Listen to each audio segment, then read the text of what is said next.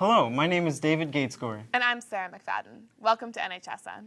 What a week. It's been flying by, and we only have a little bit before vacation. I'm in the holiday spirit. Okay, Facebook has become an extremely prevalent aspect of our high school lives. Even those who don't have them can recognize their significance as a social networking tool.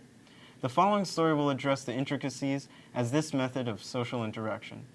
I guess I want to start with saying I don't necessarily see social networking as simply kind of positive or simply negative. I think that first thing that jumps out, because I'm director of guidance, and in some ways, the guidance staff deals with, in some ways, some of the more difficult or problematic things about social networking. That's kind of what jumps to mind. First is, the potential for rumors being spread, or people feeling a need to be online or to be communicating all the time and not missing anything. I feel like there's those kinds of things really kind of detract from students really being able to focus on each other and focus on what's at hand. So those are the things that I'm most concerned about, is the rumors and what can then become what's called cyberbullying, that kind of thing. Have you been stressing over the SATs? Well, trust me, there's nothing to worry about. Everyone goes through them, and the truth is, with preparation and a positive attitude, you will be up for the challenge. So in order to study effectively for the SAT, I think the biggest thing to do is practice. You don't want any surprises on the day of the SAT. You want to make sure you know what's coming at you. So you get your hands on an SAT prep book. We use the official study guide from the College Board, and you go through as much of it as you can. But do a practice section a night, or maybe try to do like 5 per week. And if you get that done, then there aren't going to be any surprises. You'll know what's coming at you. You'll know what kinds of questions give you a hard time, so you can ask your teachers for help on them, and which ones you're already really good at. Students get way too stressed out about the SAT. I'm not downplaying how important it is. I know it is a factor in the college application process, but you need to realize that it is only one factor. It's not the end-all, be-all of what you're going to get in. You need to realize that you've worked hard in high school and you've done all these wonderful things, and that's what's going to determine where you go. The SATs is just one way for the colleges to sort you.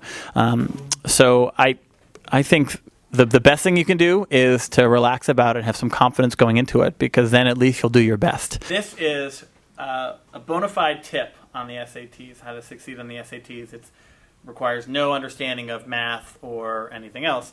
It's called One of These Things is Most Like the Others, kind of like the old Sesame Street song, but different. So the idea is, with like an SAT math question, could be others, but mainly a math question, which has multiple parts to it. The theory is the SAT has to give you the right answer, of course, but they also will try to throw you off with a bunch of different variations of the right answer. So what you do is you find out, look at the different elements of the answers to see which is the most common among those elements, and that will probably be the right answer. It doesn't work every time, and you should always rely upon your own math that you already know, or the grammar you already know, or whatever section you're in. However, if you're stuck, it's not a bad little trick. Okay, and now we'll hear about NHS sports. How about it, George? Thanks, guys. I'm George Shamoon, and welcome to sports. As you all may know, we are in between seasons, leaving us with little to report on. But looking back on the fall, the football team did an exceptional job. They had a 9-2 record, winning 82% of their games. Now with this, we made a top 10 play compilation for you to enjoy. Starting in the 10th spot today, Needham versus Milton. Brennan looks and he finds a gap right here. He's going to run in for the touchdown for the Rockets. Sitting in number 9, Needham versus Newton North. Brennan fires long, and that's caught by Brian Tadoldi in the end zone for the touchdown. And now, coming in 8th, Needham versus Brookline. This is going to be caught by Mark Riley right here, giving Needham possession at the 45-yard line. And now in 7th place in our top 10 countdown, it's going to be thrown to Ian Riley from Kevin Brennan. He's going to go from the 30 to the 20 to the 10. He's going to push past this guy and he's going to get in for the touchdown. And in 6th place, Needham versus Framingham. And Ian Riley's interception right out of midair right there. Now halfway through our countdown, Needham versus Denham. Brennan goes back for the pass. He throws. He's going to be caught by Ian Riley. He's going to get tackled into the end zone for the touchdown. Coming in fourth, Needham versus Wellesley. Brennan looks and finds Mark Riley in the end zone. This is going to win the game 20-17 in overtime. And Needham versus Framingham again. He's going to get intercepted by Will Stenberg.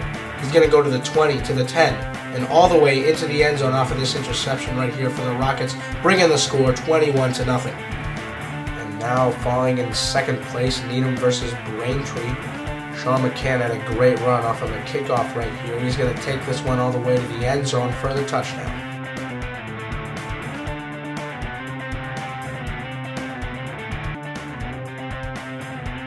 And now for our number one play this season, number 76, Max Shaphorst. He's going to block the punt off of Brookline, giving Needham possession at the 12-yard line. There are a few upcoming games to look forward to, including a boys' basketball scrimmage against Wayland, a girls' basketball game against Methuen, and a wrestling match versus Newton North tomorrow. A girls' hockey game against Lexington is on this Saturday. That's all for sports this week. Back to you guys. As a fundraiser, the class of 2012 will be selling t-shirts. Next week, juniors should receive a folder in their homeroom for t-shirt order forms. Student council members will be visiting junior homerooms to show examples. For the mere cost of $20, you can receive a cool, personalized tee. So help your grade out and participate in this great fundraiser. RAD, the Rockets Against Destructive Decisions, is having its first Friday night fiesta this coming Friday. People are free to come in and hang out, watch local music artists, play games, and eat food. The event will be taking place tomorrow at the Congregational Church of Needham, 1154 Great Plain Avenue, from 7:30 to 10:30. It's going to be the first of many fun Friday nights held by RAD. We hope to see you there. Well, that's all the time we have for this week. Remember, it's your school and your news. Enjoy the weekend. Thanks for watching, Ann. See you next week. Team to share with us a little bit of their insight. Hands back a little more. Ready? Good? Well, that's all the time we have for this week. Remember. No, wow, this is so wrong. This is not how the ending goes. This is not how it goes. Can I say enjoy the weekend? Or you say enjoy the weekend, why not? Is it too much? This is just not how it goes.